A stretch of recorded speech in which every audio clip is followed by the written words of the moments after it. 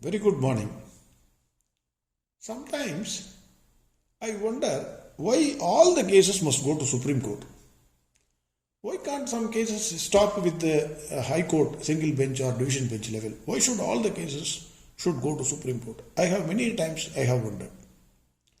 But this case is one such case which proves that sometimes High Court also slips.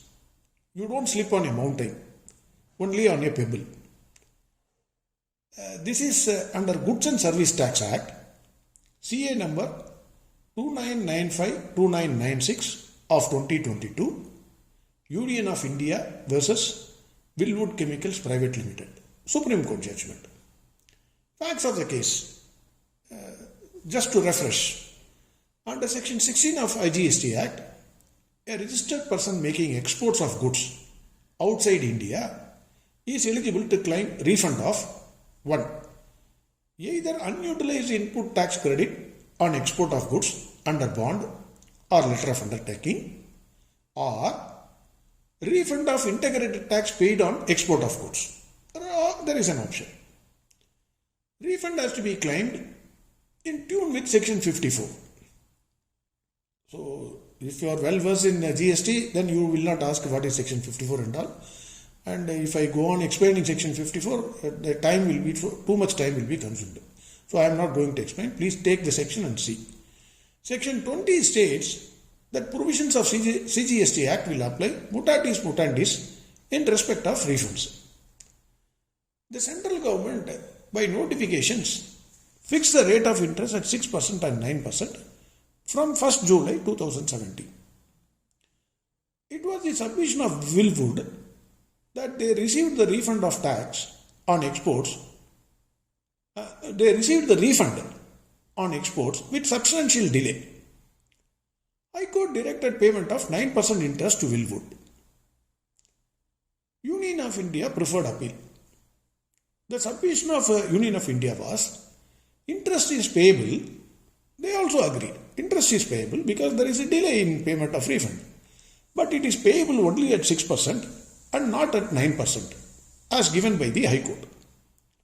Supreme Court noted Section 56 of the CGST Act, which states that if refund is not granted within 60 days, please carefully do, if refund is not granted within 60 days, from the date of receipt of application, interest is payable after the expiry of 60 days till the date of refund.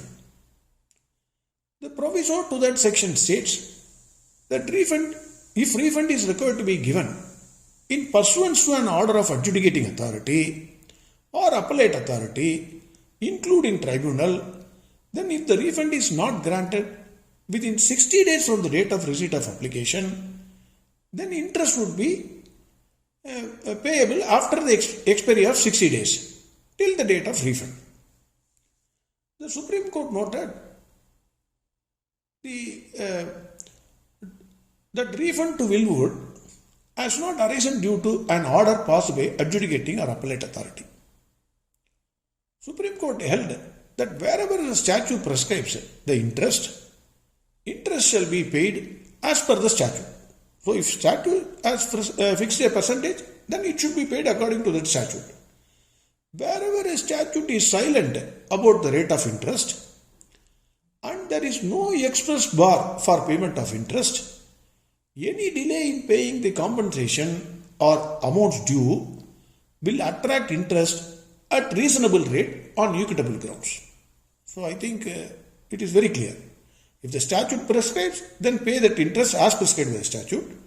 If statute has not prescribed or it has not prohibited, then you fix the rate on equitable grounds. That is what the Supreme Court said. Supreme Court allowed the appeal of UOI and held that in the present case, since the case falls under the principal provision, that is refund due on application and not out of any order, interest is payable only at 6% and not at 9% as held by High Court. Because the reasoning is, if the refund is payable on application, the government said it should be 6%. If the interest is payable after an adjudicating authority's order or appellate authority's order, then the government said interest will be 9%. So their case, the Willwood case, clearly falls under the first main part of the section, which prescribed the rate of tax as 6%. I am really surprised why the High Court, after seeing this clearly, crystal clear provision, gave a 9% rate of interest to Willwood. So this is one such case, even though it's a very crystal clear case, it went out to Supreme Court and Union of India won the case. Thank you very much. Have a great day.